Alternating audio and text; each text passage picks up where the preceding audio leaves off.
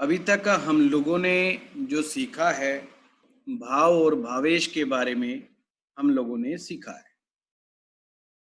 पहला सूत्र जो हमने करवाया था, भाव, भावेश और कारक। भाव को आपने समझा कि भाव को किस तरह से हम देखते हैं, भाव से क्या-क्या चीजें निकल करके आती हैं, और भाव का स्वामी ग्रह हमने केवल एक लग्नेश के माध्यम से समझने का प्रयास किया कि लगन का स्वामी ग्रह जब अलग अलग भाव में जाता है तो क्या सिचुएशंस क्रिएट होती है। कुछ लोगों का कल लगन का स्वामी दाएं बाएं चला गया तो उनको टेंशन हो गई कि भी क्या हो। और मैं हमेशा आप लोगों को एक बात कहता हूं, अभी शुरुआत है, बहुत सारी चीजें आएंगी।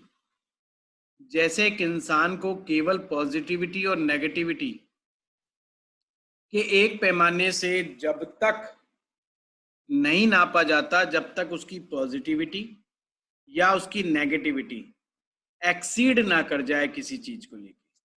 एक आदमी को आप आतंकवादी जब भी कहते हैं जब वो लोगों का मर्डर और मास मर्डर करने पर उतारू हो जाए। पर अगर आपसी लड़ाई झगड़े में किसी से गलती से सिर फूट जाए तो आप उसको आतंकवादी नहीं कह देते। यानी कि इंसान की जो पर्सनैलिटी है वो 50-50 है, 50% पॉजिटिव, 50% नेगेटिविटी। पर जैसे ये परसेंटेज कोई एक भी पॉजिटिव या नेगेटिव घटने या बढ़ने लगती है तो हम किसी एक पॉइंट पर आते हैं कि ये आदमी बड़ा पॉजिटिव है या बड़ा नेगेटिव है। मैं अक्सर अपनी क्लास में एक उदाहरण हमेशा देता हूं। एक आदमी ऐसा है जो शराब पीता है और बहुत ही अच्छा आदमी है, बहुत ही मिलनसार आदमी है, लोगों के काम भी बहुत आता है, करेक्टर का मामला भी उसका बहुत अच्छा है, उच्च लेवल का है, अच्छे लेवल का करेक्टर है उसका, किसी को तंग नहीं करता, शराब पी के बीवी बच्चों को भी नहीं मारता, वो पैसा भी अर्न करता है, पर रात के समय वो 2 पैक लगा के सो जाता है और हर आने जाने वाले की मदद करता है जो भी आ गया उसके पास में। अब आप सोचिए सोसाइटी उस आदमी के बारे में क्या कहेगी। पॉजिटिव कहेगी ना, कोई नहीं कहेगा जी बहुत बेकार आदमी है, सब कहेंगे भाई ठीक है अपने शौक के लिए करता है पर किसी को तंग नहीं करता, आदमी बहुत बढ़िया मिलनसार आदमी, अच्छा आदमी है, उसकी इमेज जाएगी बहुत पॉजिटिव। परंतु नेगेटिव पॉइंट तो जुड़ा हुआ है उसके साथ, शराब पीने वाला। अब इससे ये नहीं होगा कि शराब पीना एक पॉजिटिव घटना हो जाएगी, वो तो नेगेटिव है ही, वो नेगेटिव रहेगी। पर यहां पर इस केस में क्या हुआ, उसके अदर्स जो गुण हैं, दूसरे जो गुण हैं वो एक्सीड कर गए एक लेवल पे। अब इसका उल्टा ले लो,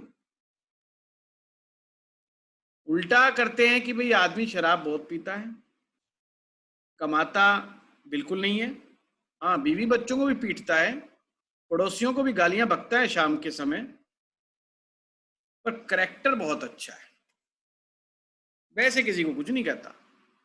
पर शाम के समय 2 वक्त अपने 2 पैक लगाया, शाम को मोहल्ले में निकलना है और गालियां बकनी है पड़ोसियों को, 2-2 हाथ पैर अपने बीवी बच्चों को लगाने हैं और आराम से सो जाता है। कमाता नहीं तो पाप कर्म तो करता ही नहीं बेचारा, तो कोई मतलब ही नहीं बनता उसका। तो अब उस पर्सनैलिटी को आप क्या कहें। अब वो एक्सीड कर गया नेगेटिव पॉइंट उसका, कोई भी पॉजिटिव पॉइंट अगर उसमें होगा भी वो दिखाई देना बंद हो जाता है। सेम ये घटनाएं हमारे ज्योतिष में है। अगर किसी व्यक्ति का एक ग्रह कहीं दाएं बाएं चला भी गया पर उसको अदर्स प्लैनेट भी कवर अप करते हैं। तो अभी इस यात्रा के दौरान किसी ने भी टेंशन नहीं लेनी। दूसरी एक चीज और मैंने कल नोट की, हर आदमी अपनी कुंडली को लेकर के समझना ज्यादा चाहता है, सूत्र को नहीं समझना चाहता।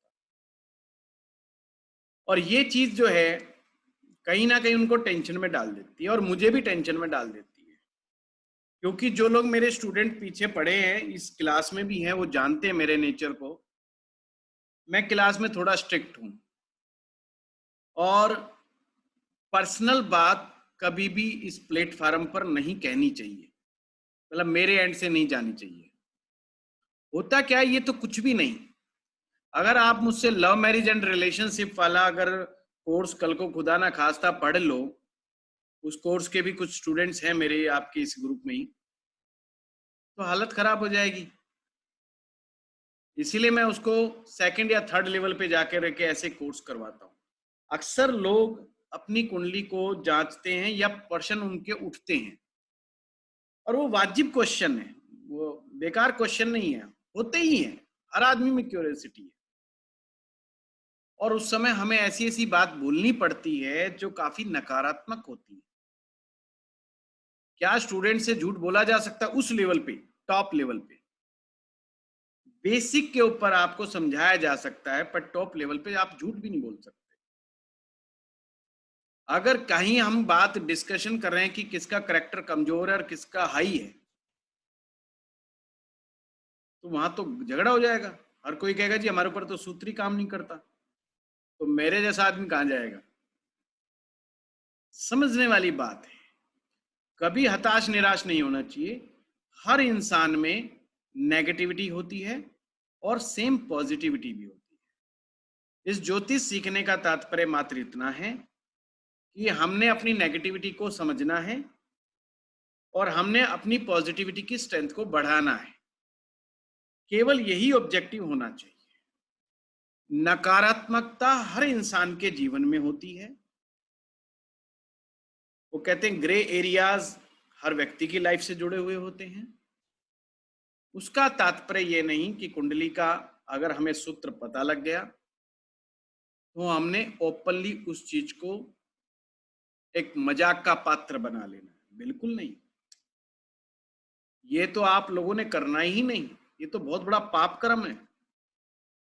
अगर कोई व्यक्ति मेरे पास आता है, किसी कमजोर क्षणों में मुझे कुछ अपने जीवन के कुछ बात बताता है, आफ्टर द सम डेज और आफ्टर द सम मंथ, मेरा ये दायित्व नहीं बनता कि मैं उसके ग्रे एरियाज को किसी थर्ड पार्टी को बोलूं।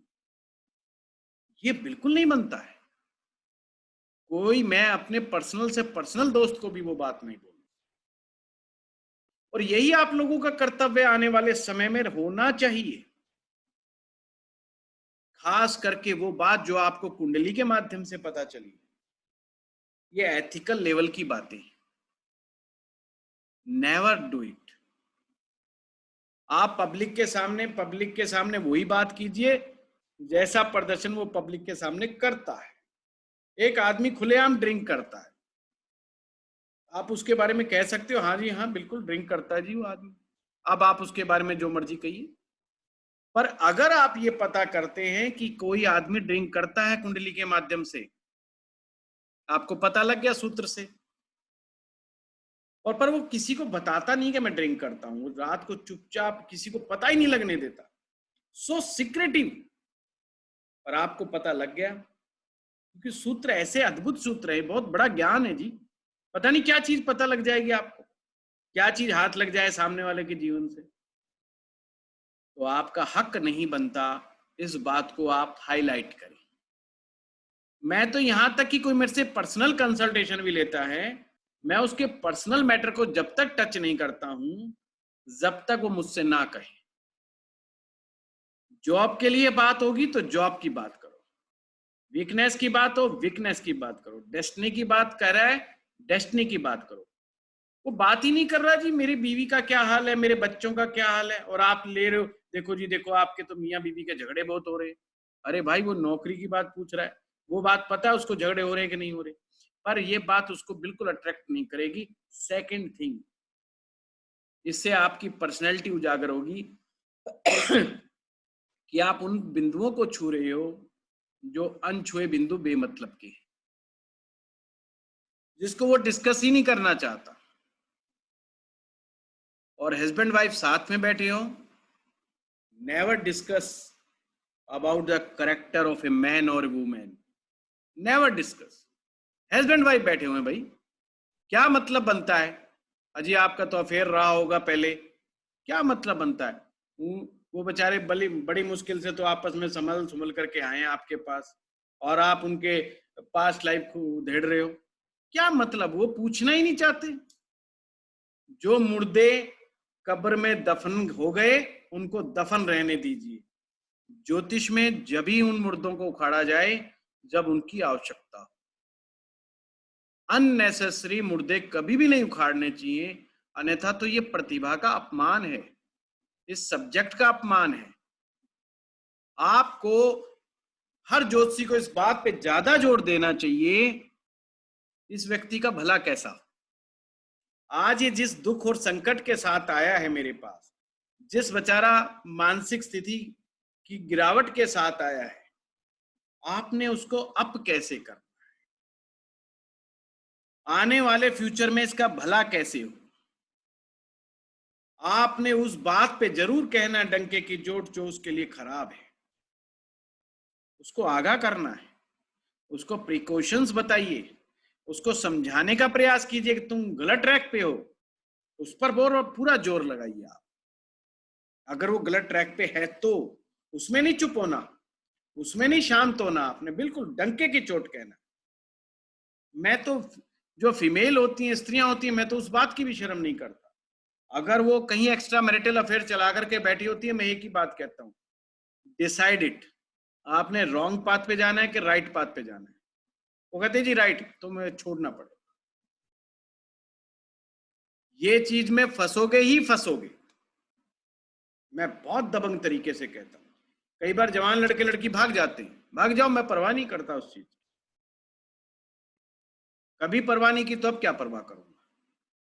तो उस पॉइंट पर आप सॉलिड होने चाहिए।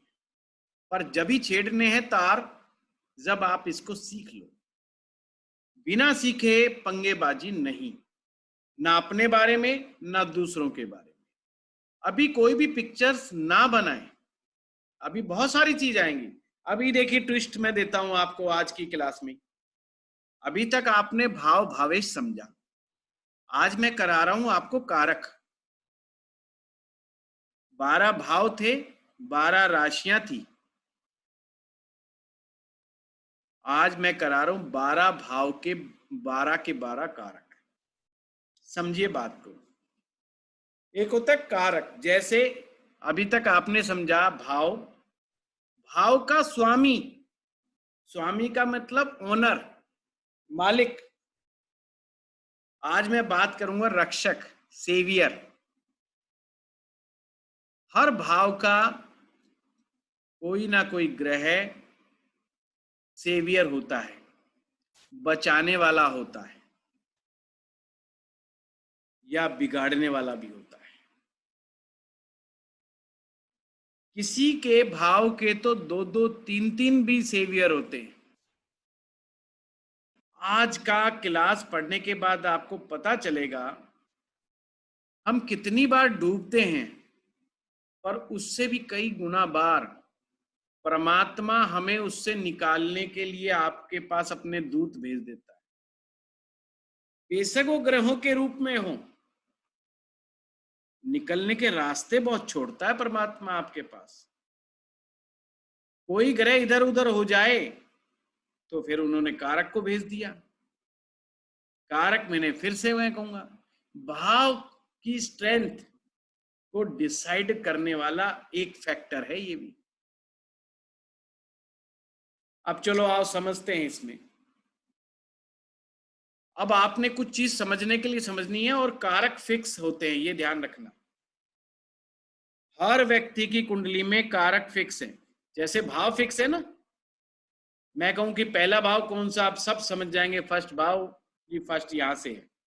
पंचम कौन सा, तो गिनना शुरू कर देंगे, 1 2 3 4 5, हाँ जी पांचवा ये। वो हर किसी की कुंडली में फिक्स है। इसी तरह से कारक भी हर किसी की कुंडली में फिक्स हैं। अब उसका मतलब क्या हुआ कारक के फिक्स होने का? आपको थोड़ा सा याद करना है, हल्का सा। पहला एग्जाम्पल, कल कुछ लोगों की कुंडली में हो सकता है लगन का स्वामी छठे में, आठवें में या 12वें में चला गया हो। तो जब मैंने बताया उनके बारे में, सूत्र क्या बताया कि लगन का स्वामी यदि 6, 8, 12 जाएगा तो ग्रह अपनी स्ट्रेंथ कमजोर पड़ जाती है ग्रह की। अच्छा नहीं बताया नट सेल में ये बात, कमियां ज्यादा बताई उसकी।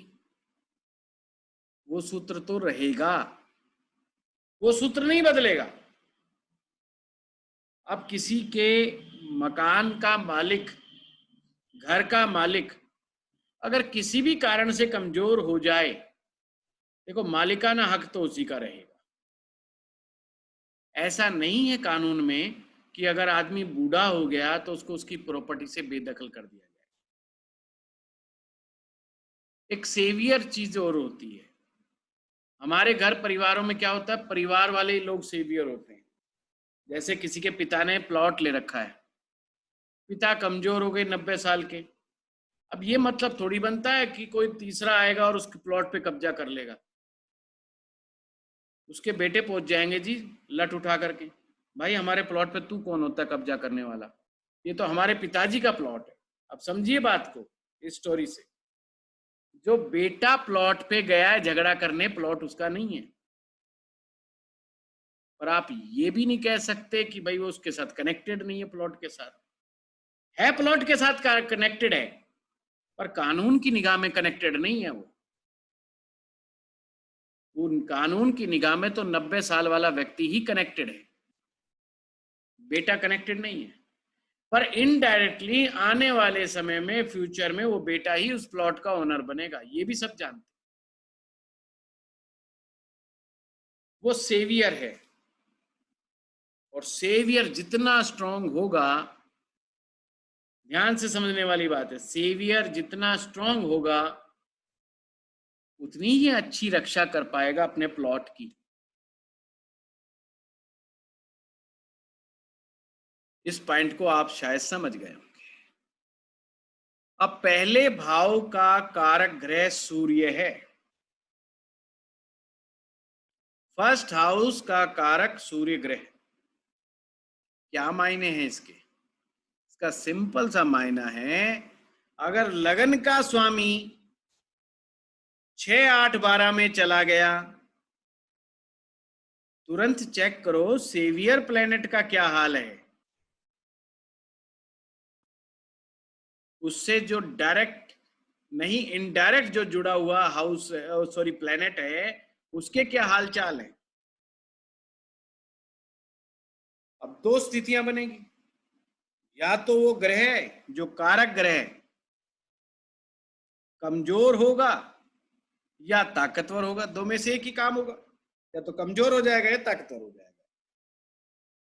भाई यही तो चेक कर रहा है हमने। अगर ये भी कमजोर हो गया तो स्थिति तो पहले ही खराब थी, जो लगन के स्वामी 6, 8, 12 ने कर रखी थी, और कारक भी पिट गया। अब ज्योतिषी के डंका बजा करके प्रेडिक्शन करने की बारी आ जाती है। कहते हैं भाव भावेश कारक अगर तीनों पिट जाएं, मतलब तीनों डेंटेड हो जाएं, तो उस भाव से रिलेटेड चीजें व्यक्ति को प्राप्त नहीं होती। क्लियर कट समझ गए? अगर लगन का स्वामी 6, 8, 12 में चला जाए, पर ये कारक ग्रह सूर्य है, फिर से समझना, कारक ग्रह सूर्य ताकत हासिल कर ले, स्ट्रेंथ में हो, कमजोर ना हो, ताकत में हो, तो जो लगन का स्वामी 6, 8, 12 में गया ना, उसका दोष कम हो जाएगा, और काफी कम हो जाएगा। जो बातें मैंने बताई थी कल नेगेटिव, उनमें बहुत ज्यादा पॉजिटिविटी हो जाएगी। तो जैसे लक्षण मैंने बताए थे, वो शायद लक्षण पूरे पूरे ना आए, तो हमारा बचाव हो गया। जैसे कोई मुझे इस समय क्लास में बोलता है जी ये बात आपकी फिट नहीं बैठती, उस स्टूडेंट का मैं बिल्कुल बुरा नहीं मानता, क्योंकि मुझे कॉन्फिडेंस है कि मेरी बात जो मैं बता रहा हूँ बिल्कुल ठीक है। मैं एक ही बात कहता हूँ, अभी आने दो, मुझे पता है कुछ फार्मूले हैं उसमें ट्विस्ट होगा, ट्विस्ट आएगा, पर जो हमारे सीनियर क्लासेस होती हैं उसमें तो मैं अड़ जाता हूँ। कैसे कह दिया आपने ये चीज गलत है, बताओ, करो सिद्ध। वहां पर मैं कहता हूं जो मैं बोल रहा हूं वही ठीक हो। यहां मैं अभी बोलता हूं कि जो मैं बोल रहा हूं गलत भी हो सकता हूं, सिर्फ आप लोगों को शांत करने के लिए। मुझे पता ट्विस्ट आएगा, परंतु जिस दिन आप वो चीज समझ जाओगे अपने आप शांत हो जाओगे। आज ये कारक का चैप्टर आपके साथ जुड़ रहा है। जैसे जैसे आप आगे बढ़ोगे आपके प्रश्न भी कम होते चले जाएंगे। अभी प्रश्न बहुत ज्यादा है, फिर प्रश्न कम हो जाएंगे, फिर तो आपके सामने केस आएंगे, वो केस जो आपने स्टडी नहीं की होंगे, उसमें छोटे छोटे आपके क्वेश्चंस आएंगे बस, वो भी रिफाइननेस के लिए। तो देखिए अभी बात आई, अब एक केस और बनता है। लगन का स्वामी यदि केंद्र में या त्रिकोण में बैठा है, जिसकी कि कल मैंने भूरी भूरी प्रशंसा की थी, और साथ में सूर्य ग्रह भी ताकतवर हो जाता है, तो हम क्या कहेंगे इस बात को? हम कहेंगे जितना हम अच्छा बोल रहे हैं उससे भी ज्यादा अच्छा है, जितना हमने कल अच्छा बोला उससे भी ज्यादा अच्छा है, क्योंकि कारक ग्रह में ताकत है। सेकंड चीज, अगर मान लीजिए लगन का स्वामी पावरफुल है पर कारक ग्रह कमजोर हो गया, तो क्या होगा? फिर हम कहेंगे जितना अच्छा बोला है उतना अच्छा है नहीं, उससे कमजोर है। देखा, आ गया ट्विस्ट। भाव भावेश कारक तीनों को समझने के बाद आपको कोई कथन कहना चाहिए, जब जाकर के आप चीजों को समझ पाएंगे कि एक भाव क्या चीज दे रहा है। दे रहा है ये तो पता लग गया, पर कितना देगा? हम बताते हैं कि चौथे भाव से हम गाड़ी देखते हैं, व्हीकल देखते हैं साहब। किसी ने आया और पूछा जी बताओ मेरे भाग्य में गाड़ी है कि नहीं। आपने फटाफट फोर्थ हाउस को देखा, फोर्थ हाउस की स्ट्रेंथ को देखा और पाया हाँ हाँ जी बिल्कुल गाड़ी तो है,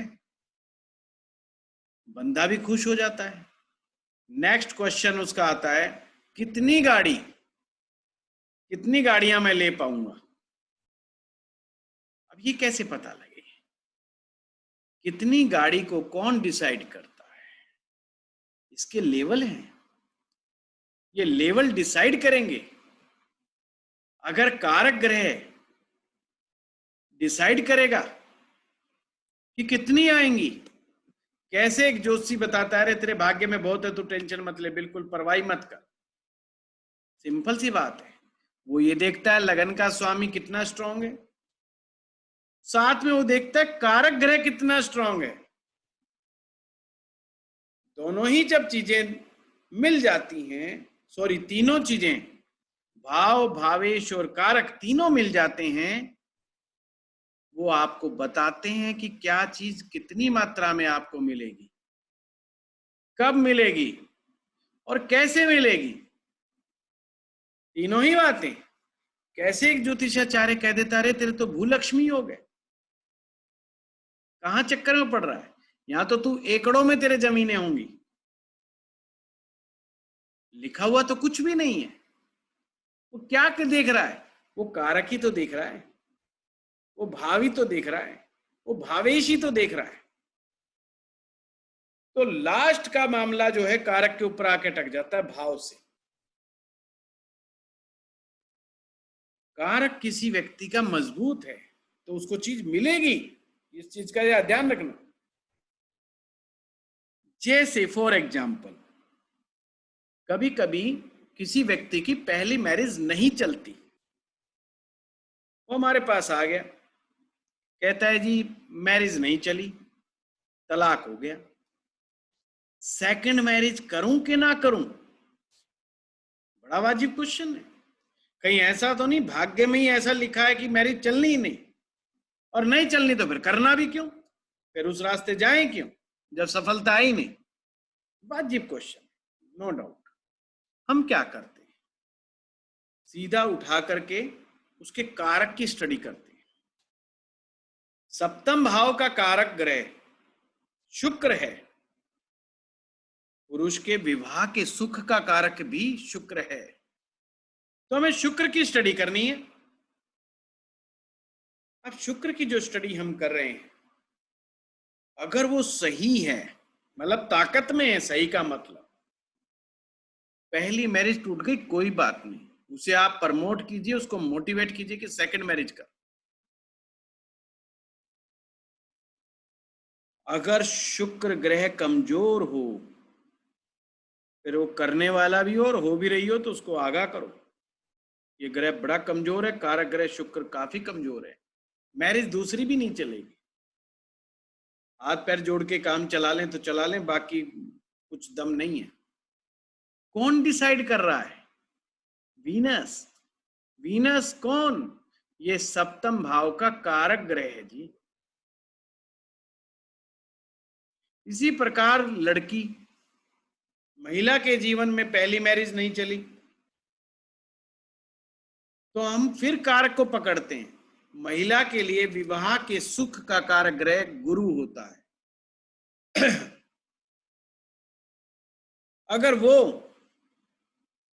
गुरु ग्रह स्ट्रांग है तो हम उसको कहते हैं, मोटिवेट करते हैं कि आपको जरूर शादी के लिए आगे जाना चाहिए, बढ़ना चाहिए आगे और आपको मैरिज करनी चाहिए। अगर वो गुरु अच्छा नहीं है तो हम कहते हैं, अच्छे का तात्पर्य है कि जो है, अच्छे का तात्पर्य होता है कि उसे स्ट्रेंथफुल होना है।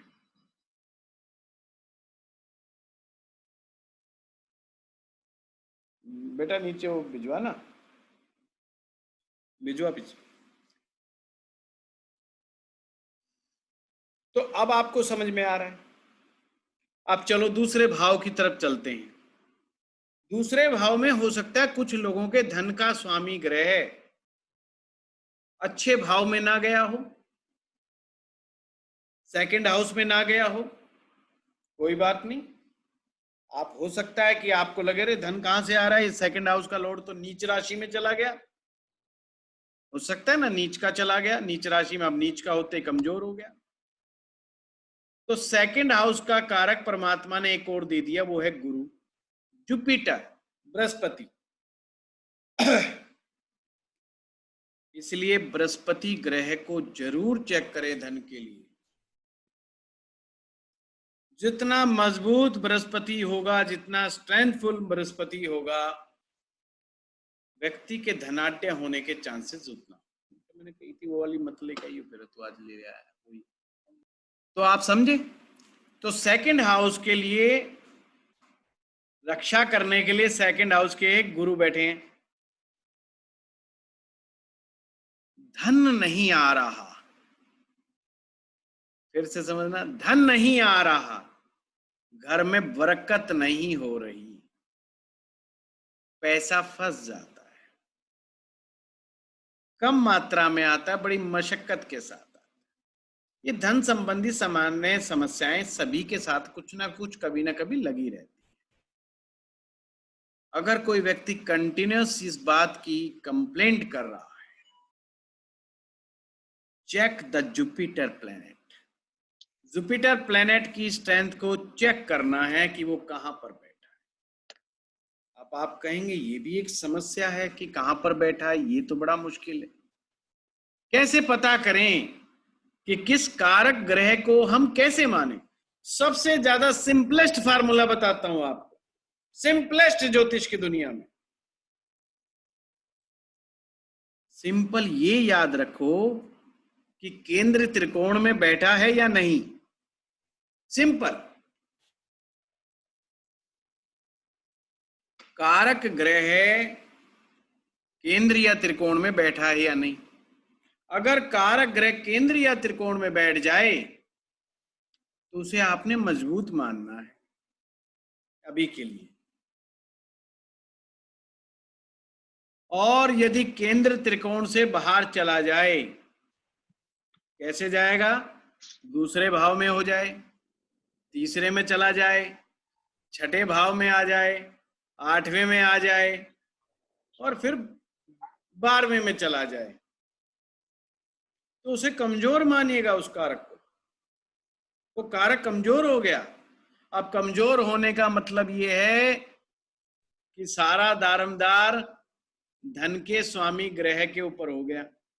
अब वो जो जैसा करेगा सो करेगा, आप क्या कर सकते हो? कारक आपकी मदद नहीं कर रहा। आप केस को और समझिए। धन का मामला सबसे ज्यादा होता है लोगों को।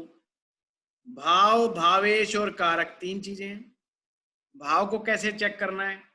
भाव को चेक करने का तरीका है, धन भाव में कोई पाप ग्रह बैठा है या शुभ ग्रह, हमेशा ये देखिए। शुभ ग्रह धन के लिए अच्छे होते हैं, अशुभ ग्रह धन के लिए स्ट्रगल क्रिएट करते हैं। सिंपल बात। अब देखना है भाव का स्वामी ग्रह कहां बैठा है।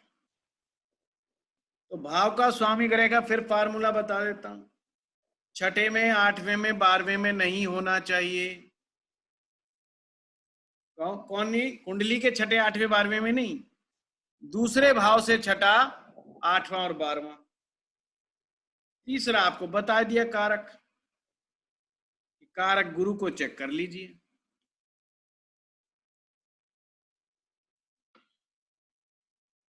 तो आपको धन का पता चल जाएगा। अब तीसरे भाव का कारक मंगल है। सर एक छोटा सा सवाल था यहीं पे। प्रताप जी अभी सवाल मत पूछो प्लीज, मैं अभी घुमा लूं फिर उसको करते हैं। मंगल तीसरे भाव में आ गया। तीसरे भाव का कारक मंगल है। इसका मायने क्या है? अगर तीसरा भाव किसी तरह से कमजोर हो जाए, क्योंकि आप जानते हैं कि तीसरे भाव पराक्रम का है, एफर्ट्स का है, तो आप एफर्ट्स कैसे दिखाओगे? किसी कारण से कमजोर हो रहा है तो आपने मंगल पर ध्यान देना है। अगर मंगल मजबूत हुआ तो उसका एफर्ट्स वाला पोर्शन अपने आप खड़ा हो जाएगा। ये सूत्र आपका रेमेडी में भी काम करेगा। आपको 3 खाने बनाने, भाव, भावेश और कारक। जब आपने अपना देखना है तो आपने चेक करना है कारक मजबूत है, बिल्कुल घबराने की चिंता वाली बात ही नहीं है। वो उसको कहीं ना कहीं तीसरे भाव को, जो तीसरे भाव से कमी आ रही थी, उसको पूरा कर दे।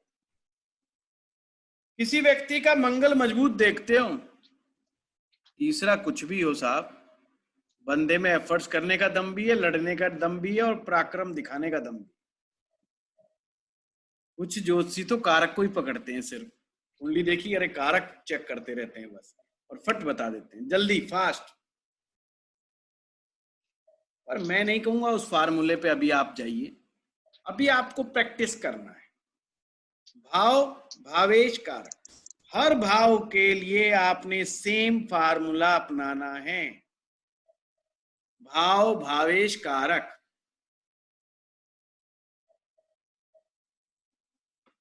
सेम फार्मूला आपको अपनाना है। स्ट्रेंथ को चेक करना है। 4th हाउस का कारक चंद्रमा। अब चंद्रमा से माँ भी आती है, चौथे भाव से माँ भी आती है, मन का सुख भी आता है। अगर फोर्थ हाउस में मान लो पाप ग्रह बैठे हैं तो आपकी तुरंत ड्यूटी बनती है चंद्रमा को चेक करो, चंद्रमा ठीक है कि गड़बड़ है। अगर चंद्रमा गड़बड़ हो गया तो चौथे भाव से रिजल्ट गड़बड़ा जाएंगे। कारक बड़ा ताकतवर चीज है साहब, बिना कारकों को समझे ज्योतिष आ ही नहीं सकता। सेम गुरु के पास आओ, पंचम भाव में आओ, संतान नहीं हो रही है जी, आपने कहा संतान का ग्रह वहां वहां बैठा है, last decision maker is Jupiter. गुरु के आशीर्वाद के बगैर संतान नहीं होती। संतान मेल हो फीमेल हो, गुरु का आशीर्वाद तो चाहिए चाहिए। कंसीव करने के लिए गुरु का आशीर्वाद चाहिए ही चाहिए।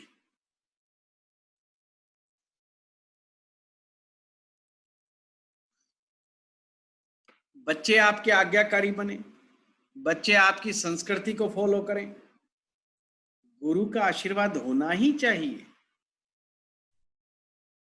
अगर गुरु में स्ट्रेंथ नहीं है तो ये सारी चीजें खटाई में पड़ जाती हैं। फिर मत कहना कि पंचम का स्वामी मेरा उच्च का है।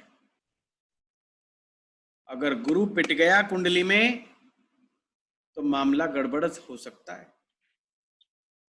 वो आगे मैं आपको समझाऊं। इसी प्रकार से छठे भाव का कारक ग्रह शनि है। अब शनि का क्या तात्पर्य है आपको समझना है। छठे से संबंधित जो रिजल्ट आ रहे हैं वो किस प्रकार से आ रहे हैं, आप उनसे कितना फाइट कर पाओगे। रोग, कर्जा, मुकदमेबाजी, बीमारियां, ये छठे की देन है। शनि को देखो, शनि खराब तो नहीं है, शनि खराब है, छठा बहुत बुरे रूप में आएगा आपके पास।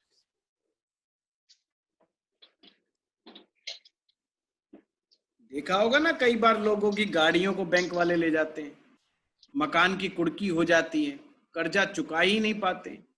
Shani play very crucial role, बड़ा पिकुलर रोल है इस मामले में। आम भाषा में कहते हैं अरे शनि की 7.5 लग गई, बेचारा दिवाला पिट गया, बड़े बुरे भाव चल रहे हैं, ये हो रहा है, नौकरी गई, रोजगार गया, ये हो। शनि छठे भाव से नौकरी रोजगार आता है, नौकरी चली गई किसी की, शनि देव को ताकत दो, शनि देव की पूजा करो, शनि देव का जाप करो, तो नौकरी का पक्ष मजबूत होगा। जिनके भी जॉब नहीं लग रही है, मैं अक्सर शनि की पूजा और पाठ ही बताता हूं और कहता हूं follow the path of the Saturn. Shani का पाथ क्या है? पहली बात, झूठ मत बोलो।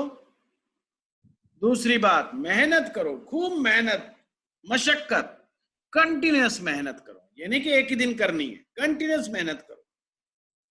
शनिदेव आपको नौकरी दिलाएंगे ही दिलाएंगे, ये खासियत है।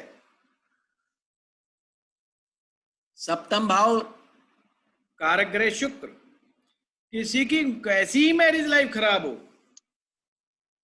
Follow the path of the Venus. कारक को पकड़ो जी, कारक स्ट्रेंथ में है या कमजोरी में है। कमजोर है तो उसको राइज करो, उनको ताकत दो। मजबूत है फिर चिंता मत करो, कुछ नहीं होने वाला, सेफ्टी रहेगी पूरे। सप्तम भाव यानी विवाह, जूते चप्पल कितना मर्जी चलता रहे, होना जाना कुछ नहीं। शुक्र करे ठीक है तो बढ़िया है, चल जाएगा, गुजारा चलेगा बड़े आराम से, टेंशन नहीं ले। हाँ, शुक्र पिट गया फिर भैया कुछ भी हो सकता है, फिर मामला गंभीर हो जाता है। फिर आप शुक्र की पूजा करना, शुक्र को एनहांस करने के लिए, वीनस की ताकत को बढ़ाने के लिए फिर जो रेमेडीज आई हैं हमारे शास्त्रों में उनको कीजिए। अब है अष्टम भाव। अष्टम भाव में कमजोरियां कुछ आ जाएंगी तो शनिदेव को चेक करो।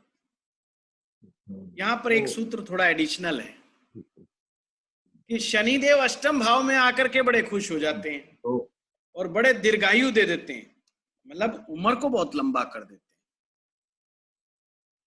हैं। देखा होगा ना, 90 साल, 95 साल,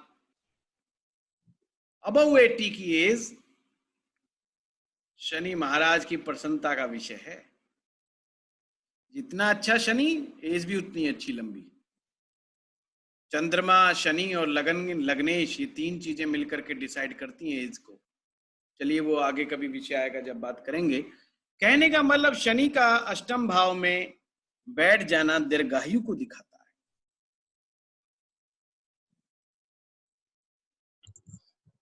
मृत्यु भाव है अष्टम, टाइप्स ऑफ डेथ है, वहां बैठ करके वो उस चीज को टालता रहता है। अष्टम भाव को रुद्र भाव भी बोलते हैं जी।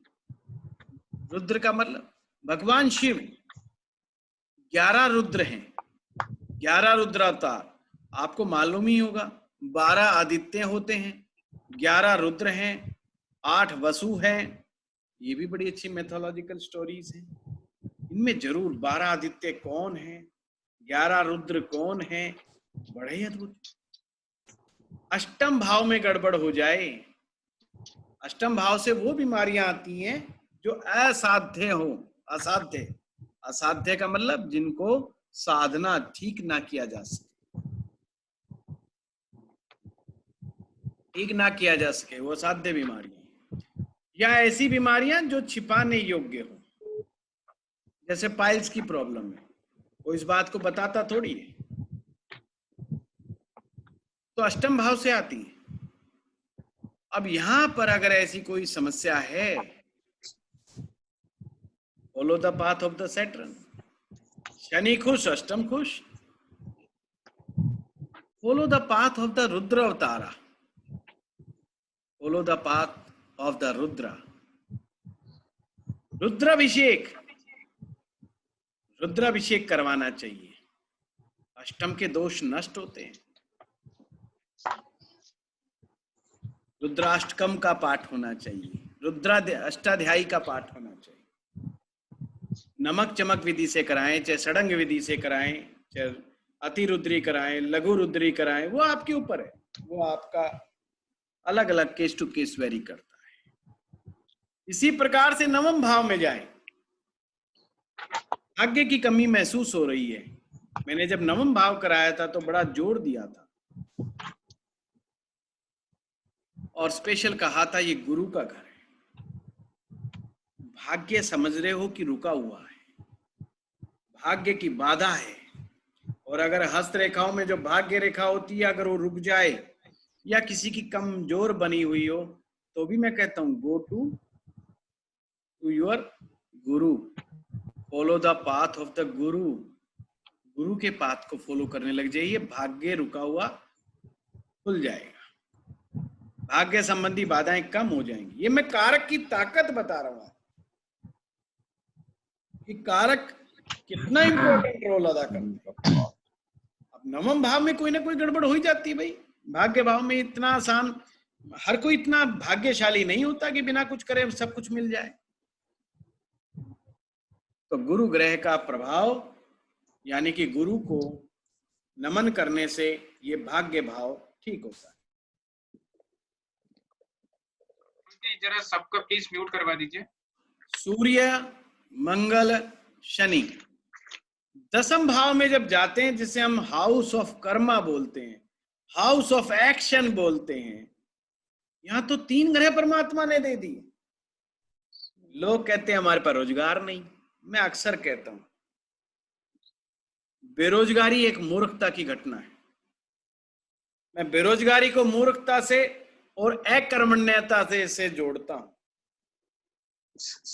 2 फैक्टर जब साथ मिलते हैं तो बेरोजगारी आ जाती है। अगर बेरोजगार हो गए, ये ग्रहों का प्रभाव हो सकता है, बिल्कुल आपके जीवन में ऐसी दशा आ सकती है कि बेरोजगार हो जाएं, पर लंबे समय तक बेरोजगार बैठे हैं। इसमें 2 फैक्टर हैं, या तो मूर्खता या अकर्मण्यता। 3 ग्रह सपोर्ट के लिए दिए हैं, सूर्य मंगल शनि, कोई तो अच्छा होगा। अगर तीनों अच्छे हो जाएं, सूर्य मंगल शनि, फिर तो कहना ही क्या, फिर तो बेरोजगार होने का मतलब ही नहीं बनता। अब देखो सूत्र यही पकड़ में आ रहा है। कौन लोग बेरोजगारी को सहन करते हैं? आप आंख बंद करके बोल सकते हो भाई, जिसका सूर्य खराब हो, मंगल खराब हो, शनि, ये 3 ग्रह खराब हो, वो बेरोजगारी को झेलता है। तीनों अच्छे हो, बड़ा जबरदस्त रोजगार रहेगा, एंजॉय करोगे आप अपने पद को, प्रतिष्ठा को। 3 ग्रह मिलकर के आपको पूरा एंजॉय देंगे आपके कर्म का। सूर्य मंगल और शनि, तीनों की स्ट्रेंथ अच्छी होनी चाहिए। देखिए कितना आसान रास्ता है, 3 दे दिए सेवियर आपको। परमात्मा जानता है, वो कहते हैं ना हमारे देसी भाषा में, जिसने पेट दिया है वो रोटी भी देगा। तो दे रहा है बेचारा, सबके साथ एक एक दिया, पर जहां से रोटी आनी थी, जहां से अपना खान पान का हिसाब किताब आना था, कर्मा के मैटर में उसने 3 प्लेनेट दे दिए कि कोई सा तो ठीक होगा, कहीं से तो मदद मिले। अब यहां पर हम 11वें भाव में चलते हैं, यहां पर गुरु की ताकत है, अर्थात जिसका गुरु अच्छा, उसको लाभ भी अच्छा होगा। अब 12वें में जहां पर दुख है, कष्ट है, वहां पर शनि को जोड़ दिया। जहां पर जेल यात्रा है, हॉस्पिटलाइजेशन है, मेडिकल एक्सपेंसेस हैं, यहां पर है। अगर शनि मजबूत है तो 12वें से बचा रहेगा, शनि कमजोर है तो 12वां आपके ऊपर हावी हो जाए। आपने इस पॉइंटों को समझा कि कारक किस तरह से किस भाव में कैसे असर करते, कैसे वेल कनेक्टेड हैं। अब एक और एग्जांपल से समझाता हूं। फर्स्ट हाउस से आपको हेल्थ आती है। अब दूसरा सूत्र क्या है कि सूर्य के कमजोर होने से ही व्यक्ति अनहेल्दी होगा। समझे बात को? सूर्य ओवरऑल हेल्थ है, और फर्स्ट हाउस भी आपका ओवरऑल हेल्थ है। अगर फर्स्ट हाउस बिगड़ भी जाए किसी भी कारणवश, सूर्य नहीं बिगड़ना चाहिए। और फर्स्ट हाउस भी अच्छा और सूर्य भी अच्छा, फिर तो कमाल की हेल्थ होगी। अब सूत्र हाथ लग गया आपको। कौन लोग हेल्दी होंगे? अब आप फटाफट बता दोगे। जिनका लग्नेश अच्छा होगा, जिनका सूर्य अच्छा होगा, दोनों अच्छे होंगे, वो हेल्दी होंगे। बन गया सूत्र हेल्दी होने का। धनवान कौन होगा? जिसका गुरु अच्छा होगा, धनवान होगा। आप देखिए बड़े अच्छे अच्छे सूत्र आपको, मतलब जैसे कविताएं गा गा करके नहीं बच्चे सीखते, आप ऐसे नींबू सीख पानी पीना, नहीं पीना, मतलब नमक कम देना।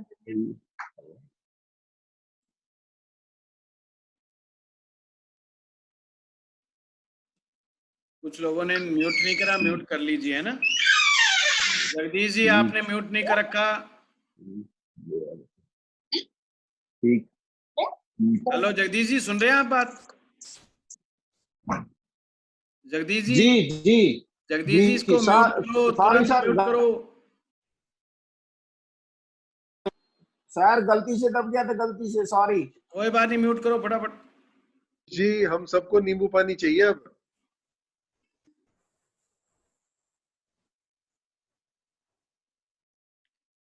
आइए अब दूसरे चार्ट के ऊपर चलते हैं। परमात्मा ने कहा कि इंसान संतुष्ट नहीं हो रहा। इंसान ने कहा परमात्मा दिया होगा सबको एडिशनल, मुझे पर नहीं दिया। वो एक अदनान सामी का गाना है ना, कौन सा, थोड़ी सी लिफ्ट करा दे, हैं, ऐरे गैरों को दिया है, नत्थू खैरों को दिया है, हैं, मुझ जैसों को भी ऐश करा दे।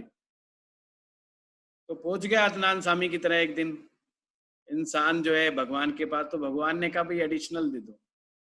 अब हम बात करेंगे एडिशनल कारक और भाव।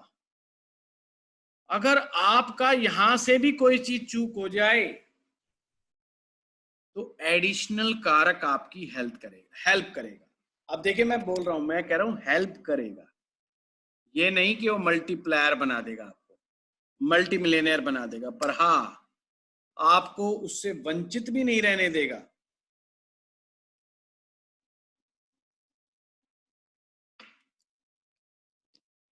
लगन के लिए तो परमात्मा ने कहा भाई जैसा शरीर है सो शरीर है, इसकी तो तुम्हें खुद रक्षा करनी पड़ेगी। पर सेकंड हाउस का जो मामला है ना, धन का मामला, मैं एक और इंजन जोड़ देता हूं, मैं शुक्र को भी इसका प्रभाव का वो बना देता हूं। तो एक और कारक आ गए, शुक्र ग्रह। अगर किसी व्यक्ति का सेकंड हाउस का लॉर्ड गड़बड़ हो जाए और शुक्र ठीक हो जाए तो भी व्यक्ति के पास धन आएगा, तो भी व्यक्ति अपना गुजारा बड़े आराम से चला लेगा, तो भी उसके पास लग्जरी वाली चीजें खरीदने के लिए टाइम रहे, वो पैसा रहेगा, धन रहेगा।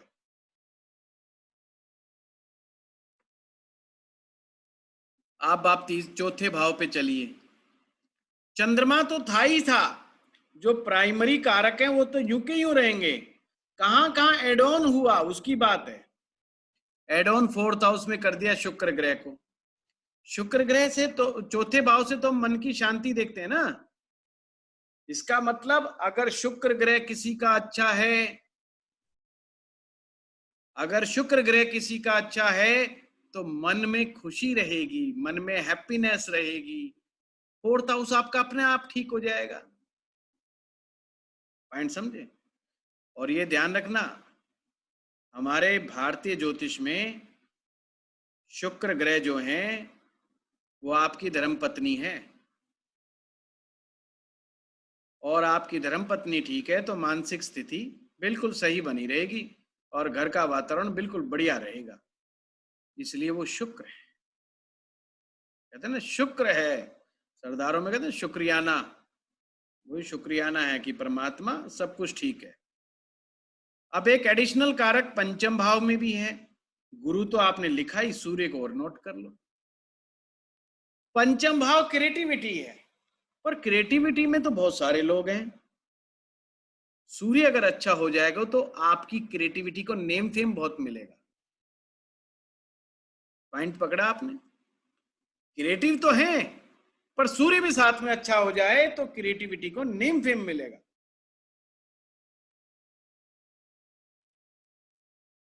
मान लीजिए आप, हमारे यहाँ पलवल में एक कुम्हार है, आप सब जानते होंगे, कुम्हार मिट्टी के घड़े बनाने वाला।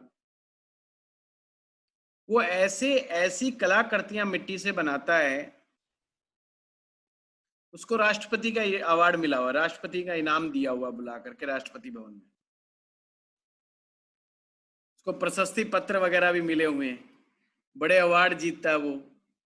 सरकार में जितने भी मेले होते हैं वहां जाता है वो, उसको अपने प्रदर्शनी करता है, वो अपनी वहां दिखाता है अपने प्रोडक्ट्स को।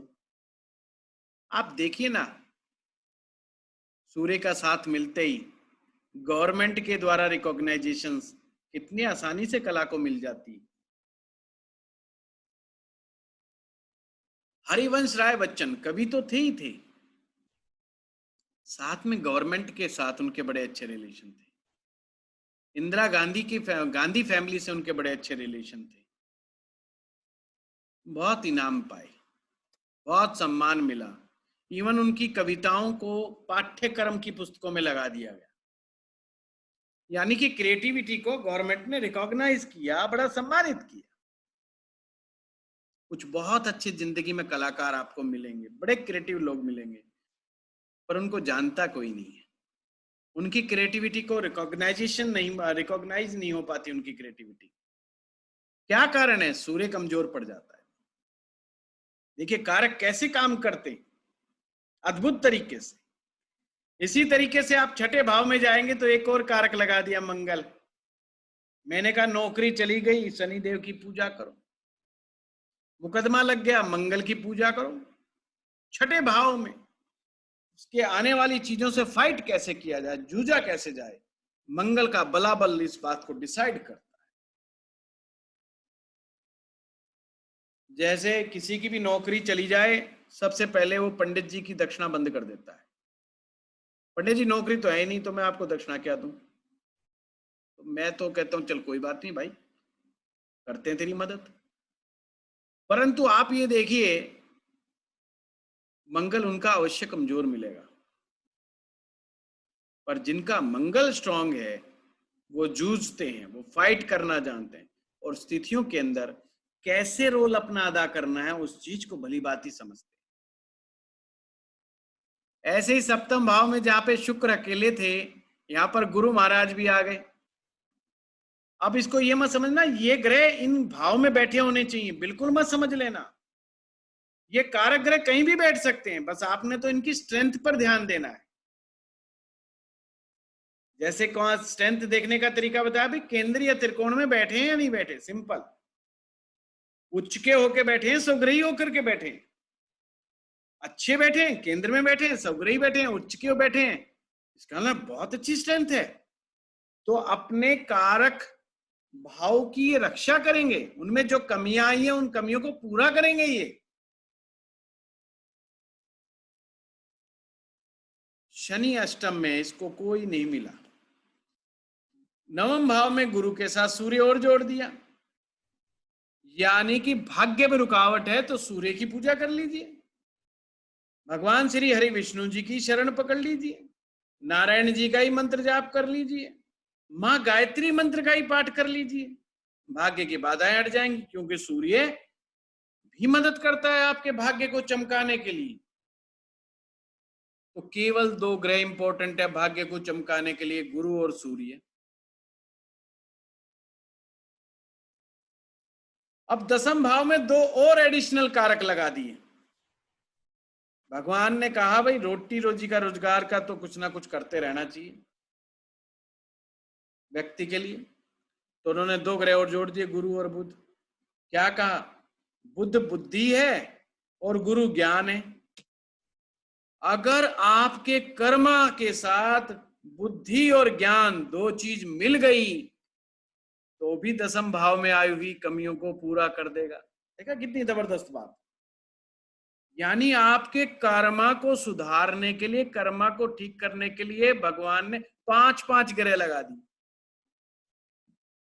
और फिर भी ना हम सुधर के दें ना कुछ करके दें, तो फिर भगवान का क्या कसूर। मंदिर में पहुंच जाते हैं गालियां बकने के लिए उसे, अब वो बेचारा मूर्ति के रूप में खड़ा रहता है, आपकी सुन लेता है। तो इसका मतलब ये नहीं, उन्होंने कहीं कोई कमी नहीं छोड़ी हमें। एक फिल्म थी हम नहीं सुधरेंगे। अगर हम इस फिलॉसफी पे रहे तो फिर तो कहा ही क्या जा सकता है। इसीलिए सबसे बड़े योग को कर्म योग कहा गया है गीता में सबसे बड़े योग को कर्म योग कहा गया है। भगवान श्री कृष्ण ने कर्म योग के ऊपर बहुत ध्यान दिया। अच्छा, कुछ लोग, बड़ी अद्भुत बात है, कुछ लोग ज्योतिषी को समझते हैं अरे अरे अरे तो भाग्य की बात करता है, निकम्मा बना देगा। मैं कहता हूं पढ़ के तो देखो, सारा ही कर्म योग लिखा हुआ है, वहां तो कर्मठता ही कर्मठता है। ज्योतिष में तो कर्मठता की ही पूजा है, कहीं अकर्मण्यता का स्थान ही नहीं है, कहीं नकारे आदमी के लिए जगह ही नहीं है। ज्योतिष की सारी टीचिंग कहती है कर्म करो, और वो भी अच्छा। वो केवल कर्म की नहीं कह रही, वो तो अच्छे कर्म की कह रही है, वो तो एक कदम और आगे बढ़ गई। इसीलिए कहते हैं परमात्मा की विद्या ही। अब जिन लोगों को नहीं पता वो कुतर्क कर सकते हैं, बड़े अच्छे ढंग से कर सकते हैं कुतर्क। ये साहब ये तो बहमी बनाती है, ये फलाना बनाती है, ढिकड़ा बनाती है, कमजोर करती है। नहीं भाई, समझदार आदमी बहुत इसका लाभ उठाता है। वो अपनी फ्यूचर प्लानिंग बना सकता है, वो चेक करता रहता है अपने आप को, तू गलत ट्रैक पे है या सही ट्रैक पे। गलत ट्रैक पे है तो उसको सही पे कैसे लेके आना, वो उसका दिमाग प्लानिंग बना सकता है। परमेश्वर ने उसकी बुद्धि दी है, परमेश्वर ने उसको अपने ज्ञान से और अपने बुद्धि से दसम भाव को चमका सकता है। 11वां भाव गुरु तो थे, शनि और जोड़ दिए। शनि जितने स्ट्रेंथफुल होंगे वो भी आपको लाभ देंगे। 12वें में शनि तो थे, गुरु महाराज और जोड़ दिए।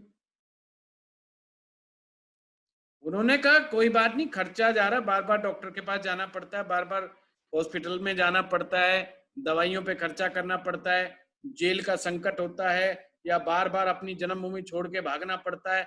अगर आप ऐसी समस्याओं से पीड़ित हैं और इसे पीड़ा समझते हैं तो गुरु का आशीर्वाद लीजिए, तो इनमें कमी आ जाएगी। अगर गुरु स्ट्रांग है तो 12वां अपने आप ही ठीक हो जाएगा जी, फिर वो गड़बड़ नहीं है। आज की क्लास में आपने ये नई चीज समझी कि कारक कितना इंपॉर्टेंट रोल अदा करते हैं अपने जीवन में। चलिए अब हम क्वेश्चन लेंगे, और आज मैं रिक्वेस्ट करूंगा कोई अपनी पर्सनल कुंडली की बात ना करे, वो ज्यादा अच्छा रहेगा। हम आज कारक पर ही बात करेंगे, और वही आदमी क्वेश्चन पूछे जिसको वास्तव में समझ में नहीं आया। अदरवाइज पूछने के लिए पूछने ना करें, क्योंकि यहाँ पर विजिबिलिटी का कोई कंसेप्ट नहीं है हमारी क्लास में कि जिसकी जितनी ज्यादा विजिबिलिटी होगी वो आदमी उतना ज्यादा बढ़िया होगा, ऐसा कुछ नहीं है। ठीक है, चलिए। मुकेश मंगला जी ने हाथ उठाया। मुकेश मंगला जी बोलिए। प्रणाम गुरुजी, 2 सवाल है। हाँ बोलिए। पहला सवाल ये कि पहले तो आपने जो ये चार्ट शो करा था उसके अंदर कारक शो करे थे हर भाव के, और बाद में उसमें कुछ ग्रह ऐड कर दिए कुछ भाव के अंदर। चलिए कोई बात नहीं, लेकिन जो पहले चार्ट उसमें लिखा था बुध का कहीं भी जिक्र नहीं था कि किसी भी भाव को रिप्रेजेंट कर रहा हो जी, और बाद में केवल उसको 10वें भाव के अंदर एक जगह ऐड करा। और हमें ये जैसे मतलब बताया गया है कि भाई दूसरा भाव और 11वां भाव ये धन से संबंधित है। 11वां भाव आय का है और दूसरा भाव धन भाव है जी, जिसका मतलब डायरेक्ट रिलेशन बुध से बनता है जी। और वहां पे बुध को मतलब कारक नहीं माना गया, तो कोई इसकी खास वजह कारण वगैरह? एक बार मैंने अपनी ही क्लास में मुकेश जी बुद्ध के बारे में समझा रहा था, क्या बुद्धि के बारे में समझा रहा था। जी जी। जितने भी आप इंटेलिजेंट व्यक्तियों को देखोगे ना, हाँ जी। इंटेलिजेंट किसे कहते हैं मैं आपको कुछ थोड़ा सा बता दूं। इससे सोसाइटी इंटेलिजेंट किसे मानती है? जो बच्चा टॉपर होता हो, हर बार क्लास में फर्स्ट आता हो, जो एक बार पढ़ लेता हो, उसको भी याद रहता हो, सही बात है, कोई भी चीज समझाओ उसको समझ में आ जाती हो। समझ रहे बात को? ये बुद्धिमान होने के लक्षण है, जिसे हम कहते हैं बुद्धिमती आदमी, है ना। आप देखते हैं कि जो आप नौकरियों में बड़े बड़े बाबू लगे हुए हैं, बड़े बड़े बाबू अच्छे अच्छे पदों पे जो नौकरी करते हैं, वो बुद्ध के कारण है, बुद्धि के कारण। भाई बुद्धिमान थे, उन्होंने एंट्रेंस एग्जाम, अगर मैं गवर्नमेंट की बात करूं तो कोई ना कोई एंट्रेंस एग्जाम पास किया है। मैं टॉप क्लास की बात करता हूं, छोटे की चलो छोड़ते हैं। हम कहते हैं जी एक आईएएस एग्जाम्पल लेते हैं, यूपीएससी क्लियर किया और अपना आईएएस बने। बड़े मुकेश जी बड़े आराम से समझा दूंगा, 1 सेकंड लगाऊंगा बस मैं। हाँ जी, हाँ जी। आईएएस ऑफिसर कहते हैं हिंदुस्तान का सबसे जो टफ एग्जाम होता है उसको क्लियर करके आता है, नो डाउट। भाई एग्जाम तो एग्जाम और टफ है, ये इसमें तो कोई दो राय नहीं, इस बात पे तो विवाद ही नहीं है। और वहां उसकी बुद्धिमत्ता ही चेक होती है, सबसे बड़ी चीज बुद्धिमत्ता की बात, उसकी अवेयरनेस, उसकी अलर्टनेस, उसकी चीजों पर पकड़ कितनी है वो देखते हैं। वो किस आदमी के अंडर में काम करते हैं आईएएस बनने के बाद? सीएम पीएम लेवल गवर्नमेंट के नीचे। वो साहब एक 10वीं फेल, अंगूठा छाप, आवारा, मक्कार, सर्वगुण संपन्न व्यक्ति के अंडर में काम करते हैं, जिसने किताबें पढ़ी नहीं होती ढंग से, जो फरलो मार के पास होते हैं, जो स्कूल कॉलेज बंक करके भागते हैं, जो उल्टे सीधे कर्म इस समाज में होते हैं, उनमें वो सब सर्वगुण संपन्न होते हैं और वो नेताजी बन जाते हैं। ठीक है जी। और नेताजी के अंडर में काम करते हैं। तो बुद्ध तो बेचारा दब गया ना, बुद्ध तो दब गया, वो तो डीसी को जाके झाड़ मार देगा। हाँ जी साहब क्या बात थी, क्यों नहीं किया, वहां क्या वो लेता ना, हाँ रिपोर्ट दो मुझे, तो रिपोर्टिंग कर रहे हो तो बेचारे। और नेताजी कहते हैं ऐसा होना चाहिए, अब कैसे होना चाहिए ये नहीं पता उन्हें, क्योंकि पढ़ा तो है ही नहीं ना। वो आईएएस दिमाग लगाएगा, ये कैसे होगा? मैं लाइव एग्जांपल आपको समझा रहा हूं इस चीज को। बिल्कुल ठीक, बिल्कुल। अब इससे भी बड़ी एक चीज है हमारे हर जगह, हमारे देश में ही नहीं कहूंगा, हर जगह, वो है स्पिरिचुअल आदमी, जिसकी तो इतनी भी म्याद नहीं कि उसकी तो कोई एजुकेशन ही नहीं पूछता, वो 5वीं फेल है कि 8वीं फेल है कि 10वीं फेल है। बाबा जी होना चाहिए, फैन फॉलोइंग अच्छी होनी चाहिए, उसके अलावा उसका कोई क्राइटेरिया नहीं है। नेताजी उसके पैर दबा रहे होते हैं, नेताजी उनके आश्रमों में चक्कर लगा रहे होते हैं, और वो कहते हैं अरे यार वो डीसी है ना, वो थोड़ा उसकी ट्रांसफर मारनी है। गुरुजी आदेश अभी लो, घर नहीं पहुंचूंगा उससे पहले डीसी साहब की ट्रांसफर हो जाए। तो डीसी तो उससे भी नीचे दब गया। आपका प्रश्न था कि बुद्ध कहीं नहीं दिखाई दे रहा। जी हाँ, मतलब जो आय के भाव हैं उनसे कोई रिलेशन ही नहीं है। अजीब, मैं बता रहा हूं, ये बुद्ध सामान्य व्यक्तियों के लिए बहुत बड़ा रिलेशन रखता है। अगर आप इस संसार को उस दृष्टिकोण से देखो, बुद्ध मुनीम जी है, बुद्ध पैसे देता नहीं है। मुनीम जी आपको पैसे देते हैं क्या? वो तो लाला जी का हिसाब करते हैं, कितने आवत कितनी जावत कितनी, हो तो भाई गाथा में लिख रहे हैं। वो सेठ जी को बताते इतना टैक्स देना चाहिए, टैक्स की चोरी करनी है तो भी मुनीम जी ज्ञान दे रहा है। मुनीम जी अपने घर में क्या ले जा रहा है? मुनीम जी तो तनख्वाही आदमी है, तनख्वाह पे अपना काम कर रहा है। तो बुद्ध आपको धन भी नहीं दे रहा, बुद्ध आपको शरीर भी अच्छा नहीं दे रहा, क्योंकि इंपोर्टेंट प्लेनेट है वो, और वैसे भी उसको राजकुमार कहा गया है। लड़ने की शक्ति उसमें वैसे ही नहीं है, तो तीसरे भाव से भी क्या संबंध होगा? और धन कभी भी शांति नहीं देता, धन कभी भी शांति नहीं देता, तो चौथे से क्या संबंध? धन खुशी भी नहीं देता। कौन सी खुशी? आनंद वाली, बिना मतलब की खुशी, वो धन नहीं देता कभी भी। नोट गिन गिन करके नोटों की गड़ियों जैसी लोगों की शक्लें हो जाती हैं, नोटों की गड़ियों की तरह बंदे की शक्लें मिलने लग जाती हैं उनसे। वो बड़े बोल रहा है कि नोट गिन रहा है, पर खुशी नहीं है एक नंबर की भी, क्योंकि वो एंजॉय करना नहीं जानता, वो पैसा दबा के बैठा है। फिल्मों में नहीं देखते एक बैग सा बेचारा यहाँ दबा के बैठा रहता है, पूरी शादी के अंदर मुनीम जी, और सेठ आराम से बैठा है कपड़े पहन करके, मुनीम जी जरा इनका हिसाब करना, मुनीम जी जरा इनका हिसाब देखना। सारा स्ट्रेस तो उसी का, मुनीम जी का। वो कहाँ खुश है शादी में? वो आपको हमेशा व्यवस्था, अपने ही घर में शादियां होती हैं, देख लो ना साहब, जिसको आप नोट पकड़ा दो उसकी शक्ल बचा रही हो 12 बज जाते हैं।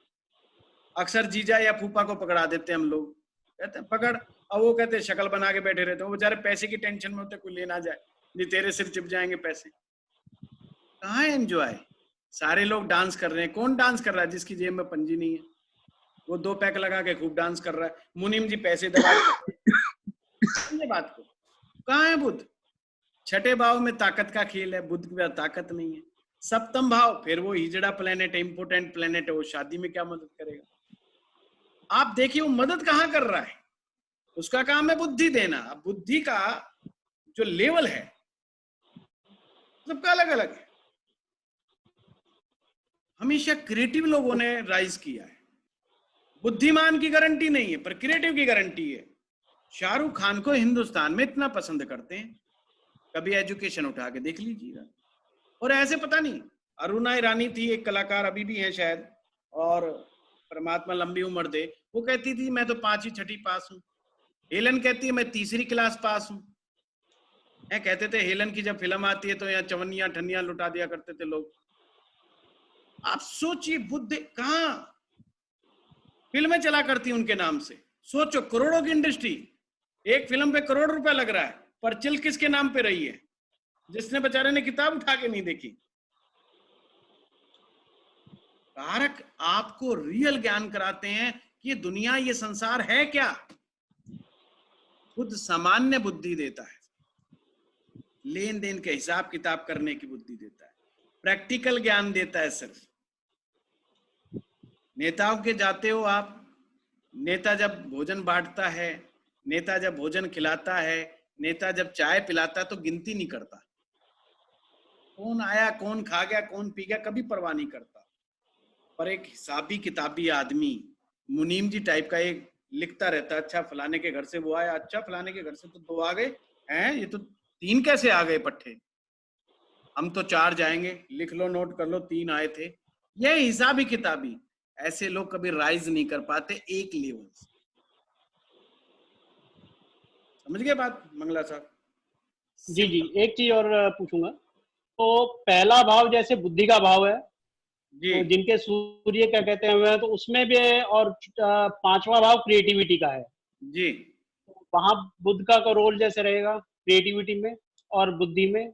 बिल्कुल नहीं। थॉमस एडिसन कितनी क्लास पास था? उसकी टीचर ने कहा था कि इसको ले जाओ, हम तो नहीं पढ़ा सकते साहब। जी बिल्कुल ठीक है।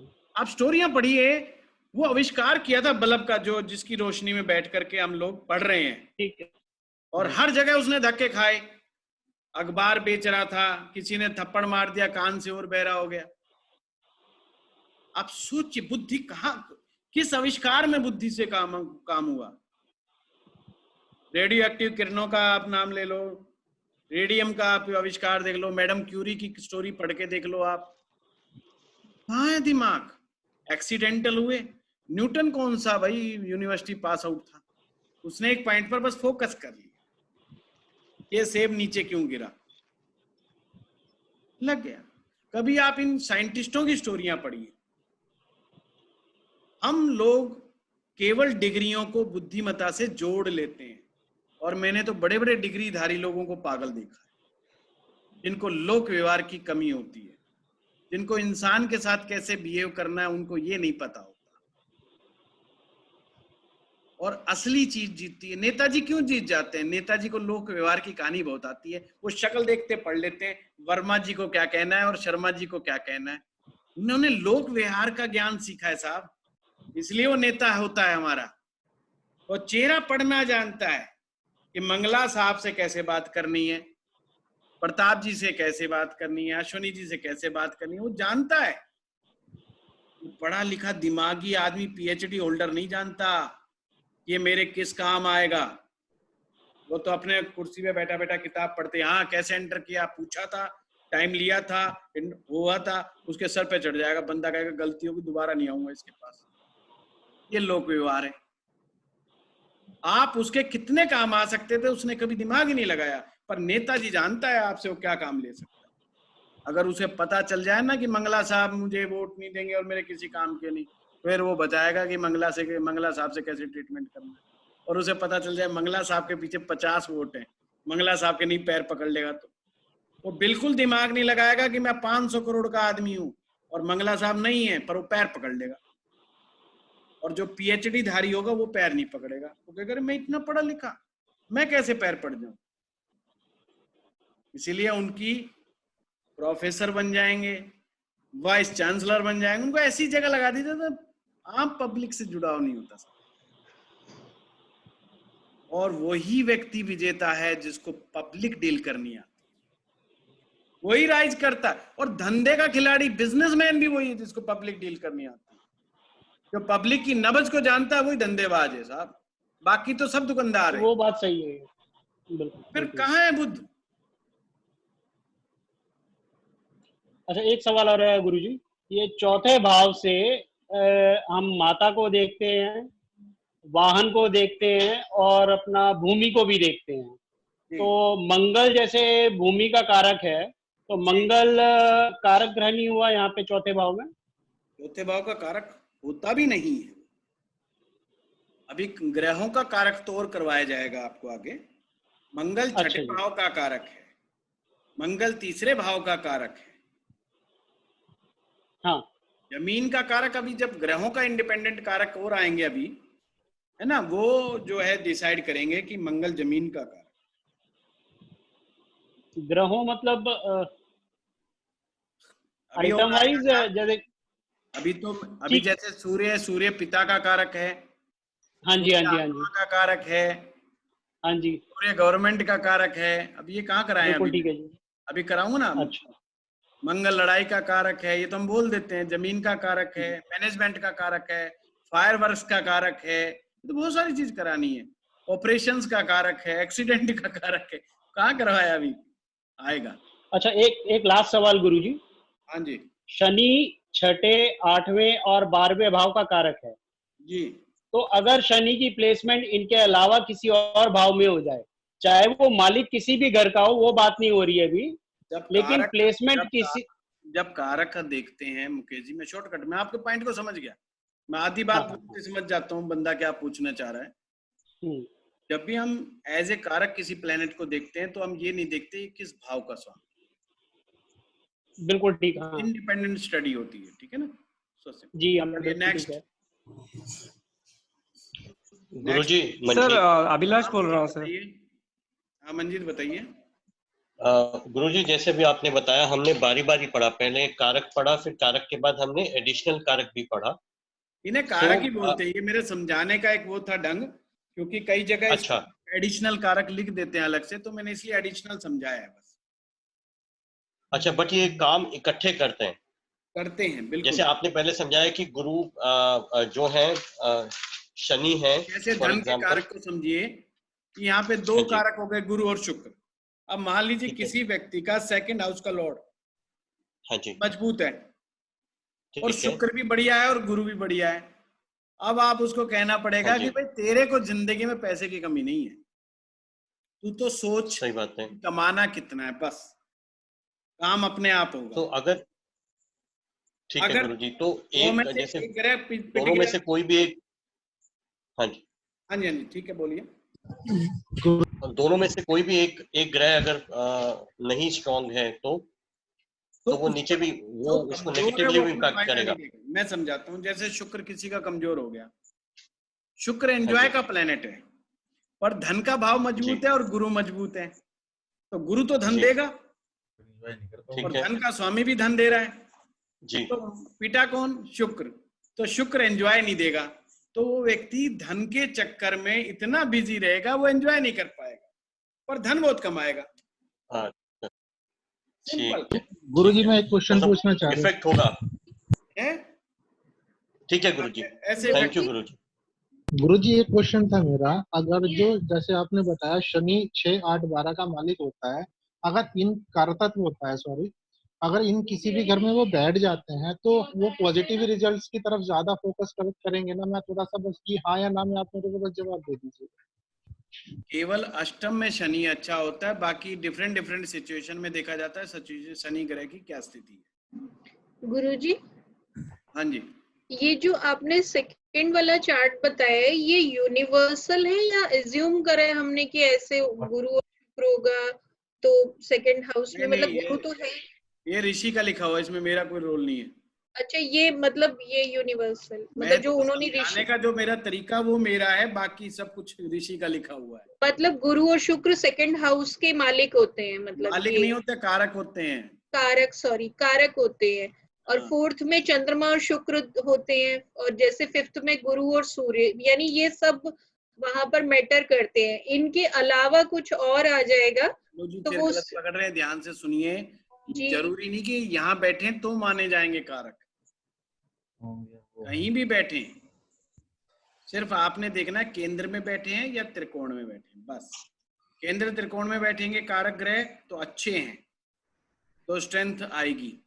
अगर इधर उधर चले गए फिर वो कमजोर हो जाएंगे। हाँ प्रताप जी। सर सेकंड हाउस का जब हम लोग पढ़ रहे थे तो आपने कहा कि सेकंड हाउस का लॉर्ड, ये कारक 6, 8, 12 में नहीं होना चाहिए, सेकंड हाउस से। सेकंड हाउस का कारक 6, 8, 12 में नहीं होना चाहिए, सेकंड हाउस जी। तो सेकंड हाउस से 6, 8, 12, तो त्रिकोण भी सेकंड हाउस से ही देखेंगे क्या?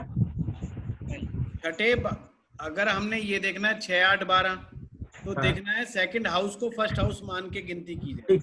ठीक है। वो सूत्र भी मैं बताऊंगा जब भवात भवाम न्याय सूत्र, वो अगला यही आएगा, उसमें ये सब चीजें सिखाऊंगा मैं। तो इसको सिर्फ सेकंड हाउस के लिए या सारे हाउसेस के लिए ऐसे ही 6, 8, 12 देखें? सभी के लिए होता है, भवात भवाम न्याय सूत्र में। ठीक है। सर अभिलाष बोल रहा हूँ। अभिलाष बोलिए। सचिन एक मिनट अभी रुको सर। अगर समझिए किसी हाउस का लॉर्ड वीक है जी। Hello sir. हाँ हेलो अभिलाष, मैं सुन रहा हूँ। किसी हाउस का लॉर्ड वीक है, अगर कारक अगर कारक किसी केंद्र स्थान में है, अगर उसके साथ केतु है तो वो वीक हो जाएगा क्या सर कारक? अभिलाष, फिर वही उल्टी बात मैंने शुरू में ही समझाया था। केतु राहु का जिक्र क्यों मेरे भाई, आज तो क्लास ही नहीं है राहु की। ठीक है सर। हाँ सचिन बताइए। नहीं सर, वो कारक का स्ट्रेंथ चेक करना। ठीक है सर, ओके ओके, समझ गया सर। जो सुनिएगा आ जाएगा, मैंने बिल्कुल। हाँ बताइए सचिन। 5th हाउस के लिए गुरुजी आपने बताया है कि गुरु है कारक जी, तो संतान के लिए जो जरूरी है, तो ये स्त्री के पत्री में या पुरुष की या दोनों की में? दोनों के। दोनों बहुत। ऐसे ही अच्छा, ऐसे ही 7th में शुक्र जो है, 7th में शुक्र जो शादी के लिए थे, तो दोनों के लिए है, स्त्री पुरुष दोनों? लड़के के लिए शादी के लिए फिर हम शुक्र को रेफरेंस मानते हैं, लड़की के लिए हम गुरु को मानते हैं।